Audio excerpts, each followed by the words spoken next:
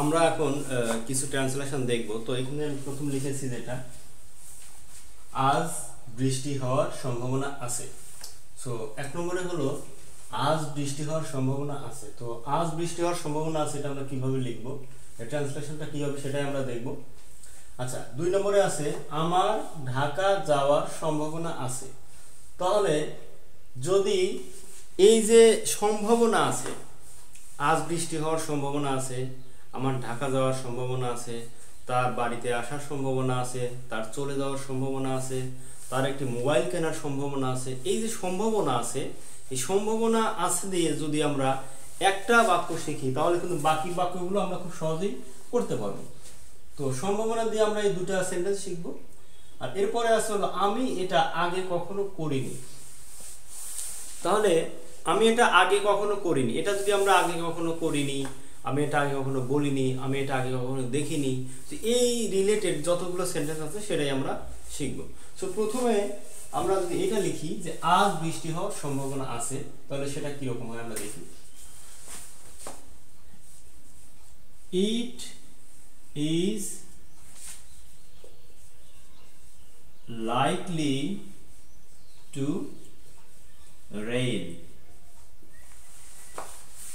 তাহলে আমরা কি লিখলাম, it is likely to rain। তাহলে এটার স্ট্রাকচারটা যদি আমরা বলি তাহলে প্রথমে কি হবে, সাবজেক্ট, তারপরে কি হবে am is are, am is are, এরপরে কি হবে likely, am is are plus likely, likely to plus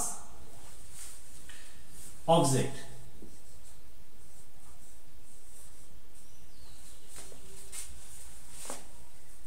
অথবা কি হবে ভার্ব হবে। যদি আমাদের ভার্ব থাকে তাহলে ভার্ব হবে, অবজেক্ট থাকলে অবজেক্ট হবে।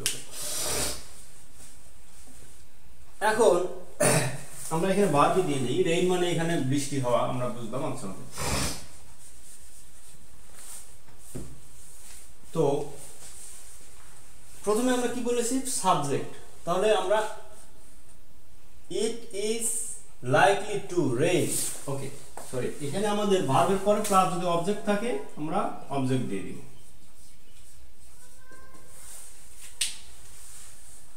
ইট ইজ লাইকলি টু রেইন, এখানে আমরা কি বলেছি আজ, তাহলে আমরা কি বলবো today. It is likely to rain today. Okay, তো আমরা যদি এইভাবে যদি এই স্ট্রাকচারটা ধরে যদি আমরা এটা আজকে করতে যাই তাহলে কিভাবে হবে, আমার ঢাকা যাওয়ার সম্ভাবনা আছে, তাহলে কি হবে আই am likely to, এরপরে কি হবে ভার্ব, গো, অবজেক্ট কি ঢাকা। সো ঢাকার আগে আমরা কি দিয়ে দিব, একটা টু দিয়ে দিব। তাহলে I am likely to go Dhaka, I am likely to go Dhaka.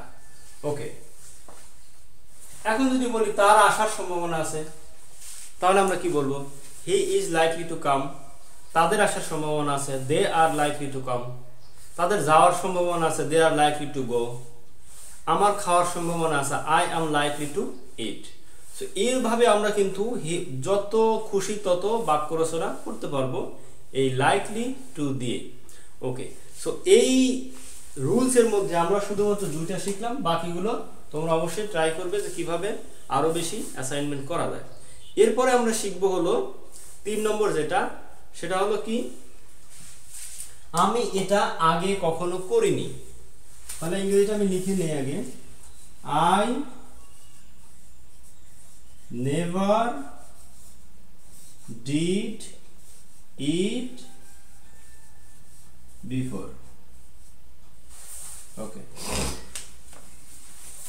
তাহলে আমি এটা আগে কখনো করিনি, I never did it before। এখন আমি যদি বলি আমি এটা আগে কখনো দেখিনি, তাহলে আমাদের সেন্স হচ্ছে কোথায়, করিনির জায়গায় আমরা দেখিনি দিয়ে দিলাম। So I never did it before, আমরা কি বলবো আমি এটা কখনো দেখিনি, I never saw it before, I never saw it before। কেন আমরা যদি স্ট্রাকচারটা একটু দেখতে যাই, এখানে প্রথমে আছে আই, এরপর আছে কি নেভার, এরপরে কি আছে ভার্ব, তারপরে কি অবজেক্ট, এরপরে বিফোর। ওকে, সো এই যে ডিডটা দিয়েছি, এই ডিডটা কি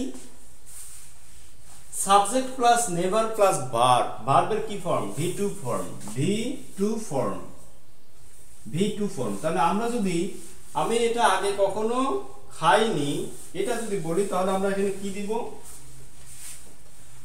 খাইনি এখানে কেটে দিলাম, আর এখানে ওকে খাইনি। তাহলে কি ভার্বের টু ফর্ম, তাহলে ইট at, ATE, I never ate it before, আমি এটা কখনো খাইনি। এখন আমি যদি এটা বলি যে আমি এটা কখনো দেখিনি, কি বলবো? দেখিনি।